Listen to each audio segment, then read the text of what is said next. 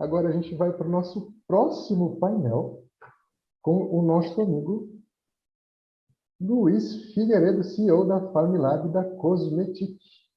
E aí eu já queria chamar o nosso amigo Luiz aqui para conversar um pouquinho com a gente. Tudo bem, meu amigo? Muito boa noite. Muitos parabéns aqui ao painel anterior. Eu estive aqui super colado a ouvir esta conversa tão interessante e tão importante e que acho que é fundamental para o setor, seja no Brasil, seja aqui na Europa, em qualquer lado. É fundamental discutirmos estes temas e fazer estas provocações para fazer exatamente os empresários pensarem. Então, muitos parabéns aí, foi de facto muito interessante. Depois agradecer, obviamente, este convite. É um prazer e uma honra estar aqui no meio de tão ilustres participantes, com imensa experiência no mercado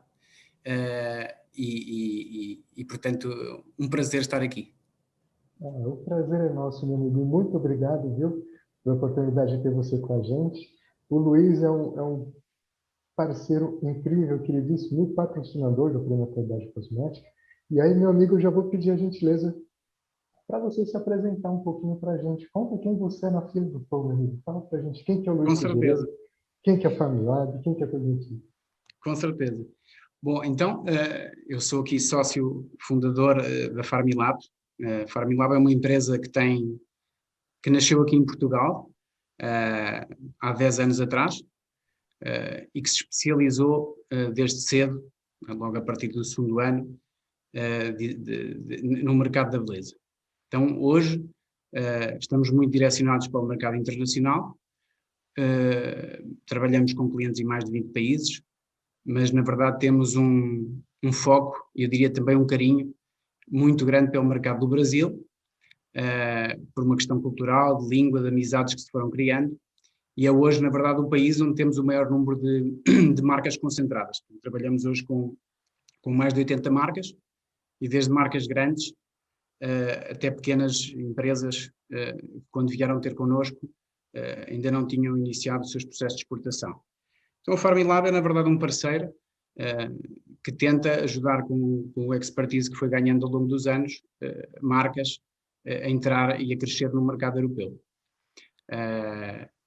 Então, enfim, ao longo das diferentes etapas que são precisas percorrer para o sucesso de uma operação, nós fomos implementando soluções para ajudar os clientes a ultrapassar essas barreiras que se vão deparando no caminho. Muito bem. E, meu amigo, você comentou que tinha uma apresentação para a gente? Sim, eu vou partilhar aqui uma apresentação e fica à vontade também para ir me interrompendo, para irmos conversando quando achar. Ora, vou aqui então só ver se... E assim que a gente fechar essa apresentação, a gente começa o nosso bate-papo. Eu tenho certeza que fica super incrível e fica super à vontade, a casa é sua, meu amigo. Muito obrigado. Confirmo só que já estão aí a ver? Estamos bem, está tudo certo. Já estão a ver, pronto. Bom, então como eu tinha dito, a nossa empresa especializou-se desta forma, portanto, ajudando as marcas a entrar e principalmente a crescer. Este eu acho que é aqui o diferencial e que muitas vezes nós assistimos ao longo destes 10 anos, muitas marcas tentaram entrar, mas não ficaram. Portanto, falharam de alguma forma e é assim que nós tentamos marcar a diferença. Pronto, como eu tinha dito, portanto, estamos focados hoje no mercado internacional, fazemos as feiras um pouco por todo o mundo, ou fazíamos antes da pandemia, e vamos voltar agora, e com muita felicidade minha, vamos retomar pelo Brasil. De hoje a uma semana estou a ir para estar presente na Beauty Fair, como o César falou. Acho que vai ser um evento incrível de reencontro do mercado. E então estou com essa vontade de voltar às feiras, porque exatamente como foi dito, acho que é essencial enfim, o contacto físico entre as pessoas, direto. Apesar das tecnologias, acho que sou da opinião também que uma coisa não substitui a outra de todo, não é? Nós, ao longo destes 10 anos, fomos implementando serviços e formas de conseguir ajudar os clientes a entender a importância de cada uma das etapas e a ultrapassá-la. Desde a fábrica até chegar na mão dos consumidores. Portanto, esse acaba por ser o nosso desafio. Falando aqui um pouco das oportunidades pós-Covid e do mercado internacional, focando aqui um pouco mais no mercado europeu, mas que na verdade também acaba por ser facilmente transposto, isto que eu vou falar, para outros mercados internacionais. O mercado, enfim, sofreu, não só o mercado da beleza, mas todo o mercado no geral, sofreu assim um forte abanão com este acontecimento ímpar e que nos vai eventualmente perseguir durante mais algum tempo, mas que a humanidade também rapidamente se adaptou e que o tornou muitas vezes num fator catalisador de mudanças positivas. E normalmente a seguir a uma tempestade vem também um período de bonança, um período de oportunidades únicas que as marcas devem saber aproveitar. Hoje, e olhando aqui para a Europa e olhando para a questão, falando do Brasil e da oportunidade de exportação para a Europa, existe logo aqui um fator altamente diferenciador que tem a ver com a questão da valorização do euro face ao real, e isto permite que as vendas aqui na Europa, apesar de num processo de exportação, elas vão crescendo a um ritmo e necessitam do seu tempo, mas estamos a falar de valores que podem ser bastante interessantes e para um mercado muito grande, porque acaba por ser um mercado único, portanto, para um mercado de 500 milhões de utilizadores, de consumidores. E então existe aqui imensas oportunidades, eu diria logo desde a fase inicial do processo de exportação.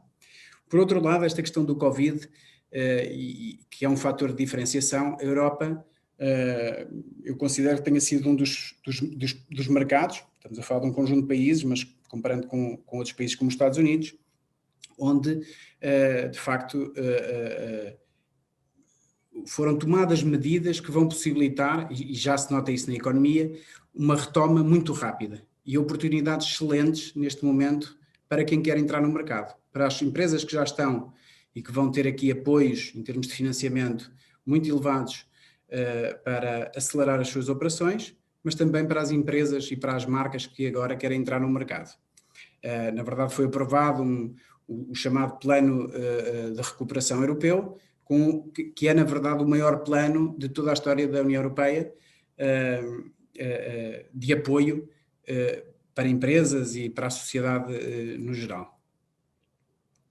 Por outro lado, esta questão do e-commerce, que a pandemia veio acelerar com uma força muito acentuada, ele teve agora uma forte aceleração, mas está previsto que durante os próximos anos ele continue a crescer a um ritmo muito interessante. E esta questão do e-commerce para marcas, principalmente para marcas de menor dimensão que vão entrar para a Europa, pode ser um dos canais mais importantes para o crescimento da operação. Exatamente, e também puxando um pouco da palestra anterior, quando falávamos relativamente à questão dos intermediários, eu sou da opinião que uma estratégia de distribuição num determinado mercado deve ser uma estratégia mista, ou seja, trabalhar com o varejo e ter também, obviamente, canais digitais. E o canal digital hoje, com a pandemia, abriu um grande número de consumidores que até aqui tinham alguma barreira a comprar online. Hoje isso, na Europa, teve um avanço muito significativo e vai continuar a ter. Então isto possibilita que as pequenas marcas tenham também aqui um canal excelente para aproveitar no seu crescimento inicial. E depois, especificamente para as empresas do Brasil, existe hoje uma tendência mundial, e aqui na Europa muito acentuada, em que os consumidores procuram, na verdade, produtos naturais, orgânicos e com uma personalidade muito própria. E isto é algo que o Brasil tem único, se compararmos com marcas que estão noutros países, é a capacidade de explorar os seus recursos naturais e o seu bioma. Portanto, isto é algo único no Brasil e que, infelizmente, muitas vezes as marcas não entendem este potencial e nem sequer o exploram enquanto identidade de marca. Então, acho que isto é algo que as marcas têm que olhar e saber aproveitar a sua própria identidade. Algo que é muito importante também aqui comentar é esta questão esta pergunta que eu acho que os empresários, quando exportam ou quando querem entrar em mercados externos, devem pensar que é: eu quero exportar ou eu quero internacionalizar? É que aqui está a diferença entre quando eu exporto, eu estou a vender para o mercado. Quando eu internacionalizo, eu entrei no mercado. E a diferença é que exportar é pensar venda a venda. E tão facilmente como surge uma venda, facilmente deixamos de ter qualquer outra. Internacionalizar é entrar no mercado, ficar e ir crescendo. Isto é algo que eu costumo falar muito, porque, na verdade, eu vejo muitas vezes marcas que procuram um determinado mercado porque tiveram um pedido de um determinado distribuidor e então é nesse momento que eles começam a pensar em fazer registro de produtos para fazer aquela venda. E isso normalmente não tem bom resultado, não vai ter bom resultado a longo prazo. Então é muito importante entender que, primeiro que tudo, uma marca que quer entrar no mercado externo deve focar nos objetivos nesse mercado. Portanto, deve pôr foco nessa operação de exportação e pensá-la a longo prazo. Este é um fator essencial. Depois, esta questão do trabalho em equipa, ou seja, nada se faz sozinho. E dentro de uma empresa, se a equipa não estiver focada, não souber os objetivos e não fizer parte da calendarização do próprio funcionamento da empresa, o projeto de exportação, a probabilidade de sucesso é extremamente reduzida, para não dizer que vai quase sempre falhar. E depois esta questão que é o planto hoje para colher depois, ou seja, um processo de exportação leva o seu tempo. Não vale a pena pensar que alguém vem para um mercado externo e que ao final de 6 meses está a ganhar dinheiro. Não, é preciso investir, dar tempo e os lucros virão à frente. E no fundo é como na natureza, tudo tem o seu tempo. Existem diferentes etapas, não é, neste processo de exportação, que eu costumo dizer que é como uma estrada que temos que percorrer e há diferentes etapas que nós vamos ter que ultrapassar até chegar ao pleno da operação a correr e depois, obviamente, vamos sempre continuar a trabalhar nela para a fazer crescer. É muito importante e esta é a forma como nós estruturamos a empresa internamente em 5 divisões internas, em que cada uma está focada numa etapa diferente. Primeiro é muito importante entender o mercado, ou seja, entender o consumidor, entender quais são as necessidades desse consumidor, e isto era algo que se falava há pouco também na palestra anterior. Hoje as marcas têm mais do que nunca que ouvir o consumidor, não é? Quer dizer, uma marca existe porque alguém a quer comprar, e se eu não consigo oferecer aquilo que o meu consumidor procura, a minha marca não vai ter sucesso. Então é muito importante eu entender o que é que o mercado procura, quais são as tendências, qual é a concorrência que eu vou encontrar e entender muito bem isso. Isto é algo que nós fazemos muito com as marcas e que na verdade tem uma importância tremenda na definição da estratégia, que é algo que depois nós ajudamos as empresas também. Depois entra a parte regulatória e testes, uma parte fundamental, muito exigente na Europa, mesmo comparando com a questão do mercado brasileiro, e que é fundamental para quando pensamos numa operação a longo prazo. Hoje há uma preocupação muito grande, por exemplo, relativamente a tudo o que nós alegamos sobre um determinado produto, relativamente à sua eficácia e à sua segurança, e tudo tem que ter uma base, um embasamento de sustentação, tudo tem que ser provado que é verdadeiro. Portanto, na Europa existe muito isto, e o consumidor aqui na Europa é um consumidor extremamente informado. Falava-se que as gerações, e a doutora Sónia falava disso, as gerações mais novas no Brasil já são estes consumidores que querem saber, que procuram, que questionam, que são informados, e aqui na Europa isso é fundamental. Hoje os consumidores procuram produtos que sejam sustentáveis, que sejam verdadeiros, que de facto ofereçam valor e que falem verdade. Isto é fundamental para o sucesso da marca na Europa.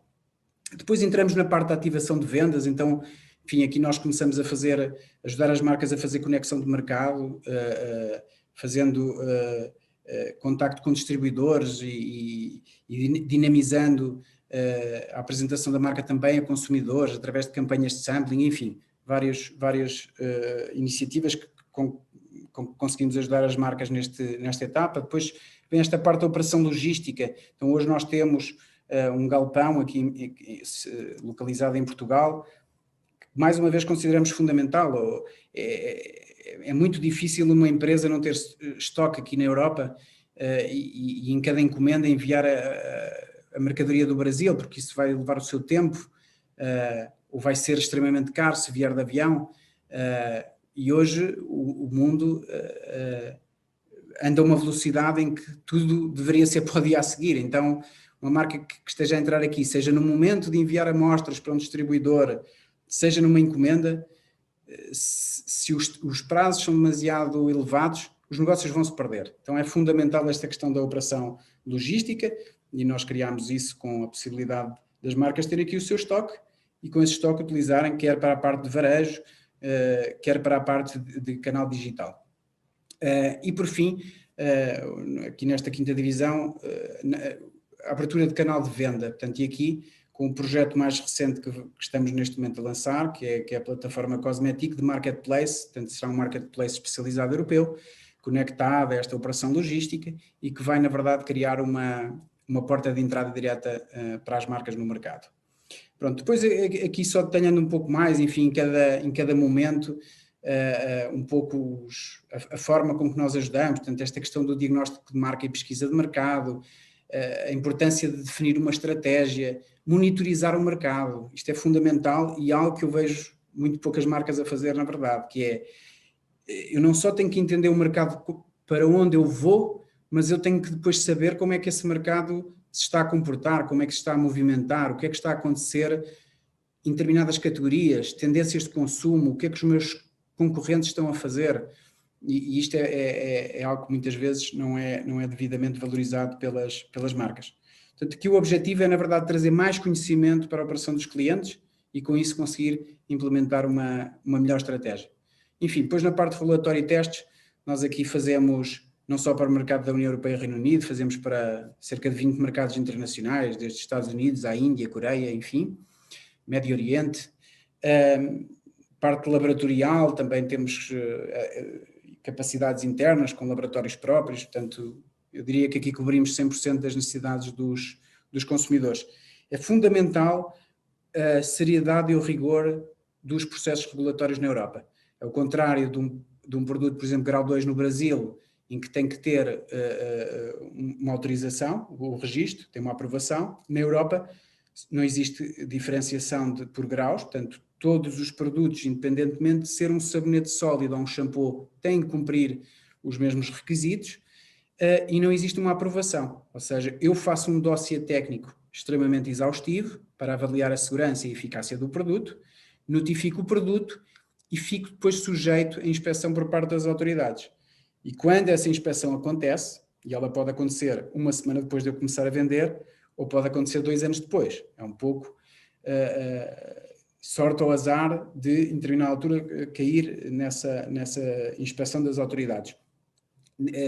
Se o dossiê não for à prova de bala, há uma probabilidade muito grande das autoridades suspenderem temporariamente os meus produtos no mercado. Portanto, apesar de, uma vez que não há esta autorização, as marcas acharem que os processos de registro devem ser muito simples e rápidos, porque nem sequer existe uma autorização, é fundamental entender a importância disto na estratégia a longo prazo da marca e na sua sustentabilidade no mercado. Portanto, obviamente, garantir a confidencialidade é uma das maiores preocupações que temos. Trabalhamos com clientes de dimensão enorme, enfim, mas tratamos tanto as grandes empresas como as pequenas com o mesmo rigor e o mesmo cuidado e a segurança para que quando as inspeções chegarem a marca não tenha qualquer problema. Depois na questão da ativação de vendas, enfim, várias atividades que fazemos, desde a apresentação marca a compradores, ações de venda quer digitais, quer físicas, campanhas de sampling a consumidor, enfim, no fundo é dar uma voz às marcas dentro do mercado. Depois a parte da operação logística, como já falei, com a questão do galpão, a integração em canais digitais, e com isto garantir uma entrega até 72 horas em toda a Europa, e isto faz com que as marcas que estão fora da Europa consigam, sem ter aqui estruturas pesadas, consigam rapidamente competir com empresas que já têm ou que estão dentro do mercado europeu. E desta forma colocar o produto nas mãos do cliente em poucas horas. Depois aqui esta questão dos canais de venda, portanto o nosso projeto aqui do Marketplace do Cosmetic, nós acreditamos que o mercado, sentimos uma tendência do mercado para as marcas se aproximarem cada vez mais do consumidor, quer no momento de ouvir o consumidor, quer depois na venda. Então, isto é um marketplace com várias funcionalidades depois agregadas a eles e que vai permitir a venda não só das marcas diretamente ao consumidor, mas também a profissionais e a distribuidores. Portanto, na verdade será assim um marketplace um pouco híbrido relativamente aos seus canais e às suas funcionalidades que vai ter, e depois nós juntamos isto também com a abertura e gestão de operação noutros marketplaces europeus. Enfim, não vou alargar muito agora sobre isso. Portanto, o objetivo aqui é este, é criar uma porta de venda direta para os consumidores. E o nosso grande objetivo é este, ajudar marcas a crescer de uma forma mais rápida, mais segura, isto é extremamente importante, e mais sustentável a longo prazo. Então é isto, fazendo assim uma apresentação já muito estendida, eu vou parar aqui. Maravilha, meu amigo. Primeiro, parabéns. Eu sou muito fã de vocês. Essa relação de pensar de forma sistêmica e, de fato, 360 faz toda a diferença. E, meu amigo, eu queria te fazer uma pergunta que eu acho bastante interessante, que ficou claro as oportunidades que a gente tem, né? A gente consegue criar claims que só a gente consegue criar. A gente está literalmente, a gente tem a lógica da bioeconomia e tudo que faz a bioeconomia acontecer no nosso quintal. É diferente de qualquer outro país. O que você acredita que são os principais desafios, pensando não só na parte jurídica, mas talvez maturidade de mercado, essa relação da gente querer muito imediatista e achar que porque tem um amigo, né, isso eu já ouvi muito de clientes, eu tenho um amigo nos Estados Unidos, eu tenho um amigo em Paris, então eu vou lá e ele vai ser meu representante de venda. Então, tem esse amadorismo na compreensão das complexidades reais que existem nesse ambiente, né, europeu, Estados Unidos, seja lá qual for. E também um outro ponto que eu queria ouvir muito de você, que é o desafio da gente fazer um planejamento interno quando a gente vai, né, criar uma relevância num ambiente que não é o nosso, principalmente pensando em ruptura, né, de canal, ruptura de produto. Às vezes você tem uma escala maior, que aí entra muito daquilo que você falou da inteligência de mercado que vocês fazem com excelência, entra uma escala maior do que estava sendo necessária, ou entra uma escala infinitamente menor do que você imaginou no começo, te causando um buraco no bolso violento. Não sei se a pergunta ficou clara. Eu perguntei um monte de coisa, mas eu queria ouvir um pouquinho de você em relação a isso. Sim. Não, eu acho que é assim, quando uma marca, um empresário pensa em vir para o mercado europeu, ou para o mercado externo, eu estou a focar a conversa no mercado europeu por sermos especializados neste mercado, é preciso entender que, primeiro, que o projeto vai levar o seu tempo e, portanto, é preciso entender que o processo, não sendo extremamente complexo, tem as suas etapas e cada etapa tem que ser percorrida para o sucesso da operação. Eu acho que antes desse momento, até vou talvez tocar num ponto interessante que tem a ver com a questão da identidade das marcas. Ou seja, e isto, enfim, vale para o mercado externo, mas também vale para o mercado interno. Hoje eu vejo muitas marcas que surgem no mercado e desaparecem, que não têm identidade. E era um pouco também a conversa que estavam a ter anteriormente, que é, eu vejo uma marca fazer isto e eu vou tentar fazer igual. Eu vejo uma moda acontecer e eu vou atrás dessa moda rapidamente. E isto é algo que não vai ter bom resultado. E não vai ter bom resultado porque os consumidores têm que se identificar com aquela marca, e isto leva tempo, os consumidores têm que acreditar naquela marca, essa marca tem que gerar confiança nos consumidores. E essa confiança leva tempo a ser gerada. Ou seja, se eu pensar em entrar com a minha marca no mercado, porque eu tenho um amigo que vai distribuir a marca, isto na verdade é pensar a muito curto prazo. E isso vai ser complicado. Não significa que o mercado europeu só esteja aberto para marcas que vão fazer um investimento brutal para entrar no mercado. Não. Pelo contrário, é que muitas vezes é mais fácil para uma marca pequena entrar do que para uma maior. E isto, mais uma vez, está ligado à conversa anterior, que é a questão das startups e a facilidade que as startups têm em se adaptar e reajustar quando entram no mercado e, como o Rony estava a dizer, se tem mais pedidos, se não tem, se de facto há ali uma procura maior por determinados produtos ou se eu devo adaptar-me para aquilo que o mercado está a procurar. A questão das startups e o potencial de crescimento que uma startup pode ter quando entra num mercado, aqui no mercado europeu, a facilidade que ela tem de se ajustar é muito maior do que uma empresa grande. E nós lidamos com as duas realidades. E muitas vezes numa empresa grande, devido à própria burocracia e dificuldade de realinhar processos internos para responder às necessidades do mercado externo, as startups conseguem fazê-lo com muito maior facilidade. Agora, é preciso, obviamente, aquilo que eu referi há bocado, é foco, é querer ir de facto para o mercado, colocar prioridade também nisto, e nós também, este também é um ponto que eu acredito que as marcas falham muito, que é, estão muito focadas ainda no mercado interno, e o mercado brasileiro é um mercado enorme, com muito potencial, e depois surge a oportunidade de fazer uma venda para fora, ok, vamos internacionalizar, queremos internacionalizar, mas na verdade ele está focado no mercado interno, no empresário ainda. E portanto, esta questão do mercado da venda para fora fica sempre em segundo plano. Portanto, a equipa não está alinhada para isso, o investimento também está todo direcionado para o mercado interno, então a probabilidade de falhar é muito grande.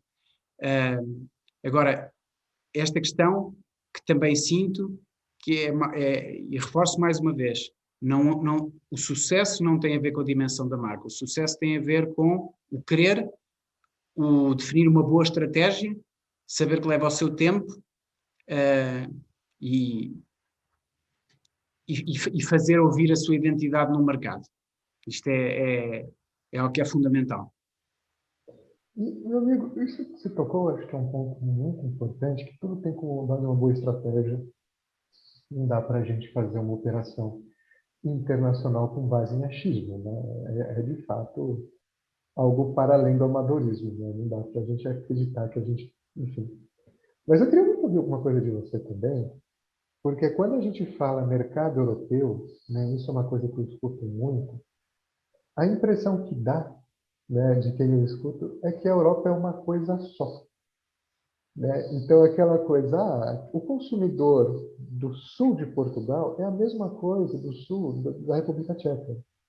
Né? Ou, enfim, de qualquer lógica que a gente possa pensar, porque, enfim, a gente está literalmente... O Brasil é um país continental com diversas culturas. Ali a gente está lidando com um continente com diversas formas de desenvolvimento. Né? Eu queria ouvir um pouco de você. Como isso afeta o projeto de internacionalização e sucesso de uma marca na Europa?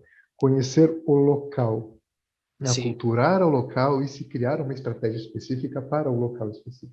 Sim, ou seja, o mercado, ele de facto é único do ponto de vista regulatório, do ponto de vista de circulação de mercadorias, mas ele não é o único do ponto de vista cultural e das suas necessidades. Ou seja, na Europa, e falando da União Europeia, são 30 países e dentro destes 30 países nós temos 22 idiomas oficiais diferentes. Temos países muito diferentes entre si do ponto de vista económico, do ponto de vista da capacidade de compra, do ponto de vista do clima. Se olharmos para o sul da Europa, o número de horas de sol por ano é o dobro do norte. Então as necessidades de consumo vão ser completamente diferentes. as tendências de consumo também são diferentes, a própria estrutura de faixa etárias dos países são totalmente diferentes. Portugal e Itália são dos países mais envelhecidos da Europa, os países nórdicos têm uma população jovem muito maior, então é preciso entender muito bem isto, porque muitas vezes uma marca brasileira, apesar de na maior parte dos casos a marca olhar para Portugal como uma porta de entrada, o potencial para os seus produtos podem nem ser numa primeira instância estar em Portugal, podem estar noutros países. O que não significa que do ponto de vista da operação, ela não possa estar localizada em Portugal. Do ponto de vista de foco de mercado local do país, provavelmente ele pode não estar em Portugal. E se olharmos, e falando da questão da concorrência de marcas brasileiras, ela será sempre muito maior em Portugal, em Espanha e em França do que noutros países, que têm um potencial enorme. Porque, na verdade, a maior parte das marcas comete o erro de não conhecer primeiro o mercado. Pronto, e, portanto, isso é fundamental. Se eu fizer uma venda para onde tive o primeiro pedido, eu posso estar a ir exatamente no pior caminho. Não significa que eu não faça essa venda. Mas, ok, eu vou fazer a venda para responder, mas então agora vou iniciar o meu projeto a sério, de internacionalização da minha marca, então vou entender onde é que eu vou investir, qual é o consumidor que eu vou responder, que parte do meu portfólio de produtos é que faz sentido eu avançar. Tudo isto só é possível depois de conhecer e estudar muito bem aquilo que aqui se passa. Perfeito. E, meu amigo, uma outra pergunta aqui que eu queria fazer, porque a gente tem uma lógica, não, a gente tem um comportamento aqui, acho que tanto no campo de empreender, quanto muitas vezes no campo do ato de consumo, que se a gente for para a Europa é um comportamento totalmente distinto, pensando em qualidade de produto e principalmente uma relação de coerência de claim. Né? Aqui muitas vezes a gente cria um claim muitas vezes raso quando a gente pensa em sustentabilidade, a gente tem, né, grandes marcas ou pequenas, seja lá quais forem, falam muito, mas a gente sabe que, né, a reputação dessa marca ou todo o processo ou a cadeia de valor que ela tem não é coerente com a promessa. Essas relações onde a gente precisa ter uma transparência sobre um claim, criar uma reputação que seja sólida, isso afeta o sucesso da marca lá? Completamente. Isso é uma grande diferença que eu vejo entre os dois mercados. E a forma como as marcas aqui na Europa se apresentam ao mercado e as marcas no Brasil se apresentam ao mercado. Em regra geral, obviamente, há exceções. O Brasil, do ponto de vista comercial e de marketing, é fortíssimo. Eu diria que até muitas vezes mais evoluído que o próprio mercado português e até o próprio mercado europeu. O que é preciso entender é que o consumidor na Europa, sendo um consumidor extremamente informado, ele procura nos produtos entrega de resultado. Ou seja, ele procura encontrar no produto aquilo que lhe foi prometido. E fazer este exercício de entender a diferença entre os dois mercados, pode ser interessante fazer isto. Pegar um produto de uma grande marca, uma L'Oréal, por exemplo, e ver para o mesmo produto o rótulo europeu e o rótulo no Brasil, porque são rótulos diferentes. E comunicam de forma diferente e alegam coisas diferentes. Por um lado, porque as prescrições aqui são maiores, e por outro lado, porque estão direcionados por consumidores com visão diferente do mercado. Então, essa questão da marca, quando vem para a Europa, não estar aberta a fazer essas adaptações e entender que isso não vai enfraquecer a marca, que na verdade a vai fortalecer para aquilo que é procurado aqui no mercado, é fundamental. Perfeito. E, meu amigo, caminhando para o final, e é sempre muito chato falar isso, acho que quem media acho que sofre um pouquinho, porque todo o papo é tão gostoso. Eu queria muito pedir a gentileza para você, Luiz, se você pudesse, 2 pontos. Primeiro, um puxão de orelha, porque fica claro as oportunidades que existem, mas também fica clara a falta que muitas vezes a gente tem de competência para fazer com que isso saia do papel de forma estruturada e que a marca seja consolidada lá fora, não simplesmente voe dentro de uma onda de mercado, de tropicalização ou de brasilidade, porque em algum momento na Europa vai ter uma festividade ou um festival orientado para o carnaval, como acontecia bastante antes, né? Faz um boom, todo mundo quer fazer, acabou o boom, todo mundo cai junto com o boom que acabou. Primeiro um puxão de orelha, então, por que que não se deve fazer isso? E que dica de ouro você deixaria para quem está ouvindo e falou, cara, eu quero ser igual o Luiz quando eu crescer? Bom, o puxão de orelhas que eu dou é para as marcas que não cometam o erro de tentar vir para a Europa sem estarem com o pé dentro do projeto europeu, porque só vão gastar dinheiro, vão culpar o mercado, quando a culpa não é do mercado, porque o mercado está cheio de oportunidades, vão gastar dinheiro, vão gastar tempo e provavelmente vão desistir de um projeto que para a marca poderia ser fundamental. Portanto, venham para a Europa, existem imensas oportunidades, façam-no com tempo e pensem a longo prazo. Não pensem na venda, não façam tudo isso. Portanto, esse é o erro que eu mais assisto na Europa. Um conselho que eu deixaria é assim, neste momento, pelos aqueles motivos que eu disse, eu acho que é um momento de reabertura de mercado e é uma oportunidade para que as marcas que ainda não estão no mercado, ou as que já estão, para apostarem mais nas oportunidades que se estão a abrir. Os projetos levam o seu tempo e se eu quero começar a exportar, eu devo iniciar o processo o quanto antes. O Brasil tem um potencial imenso na área da beleza. Apesar de ser muito conhecido pela categoria capilar, eu tenho conhecido marcas noutras categorias maravilhosas, com pessoas, com estruturas e equipas maravilhosas à frente, muitas vezes marcas pequenas. Então eu acho que o Brasil tem que olhar e valorizar e entender que pode oferecer muito para os mercados externos, nomeadamente para o mercado europeu. E passando um pouco, ou extravasando um pouco a questão da beleza, acho que o Brasil, enquanto país, tem um futuro brilhante. É um futuro que vem sendo adiado, não é? Eu li um livro há uns tempos que se chamava Brasil, País do Futuro, em que falava desse adiamento constante do momento brilhante que o Brasil merece e que tem potencial para alcançar.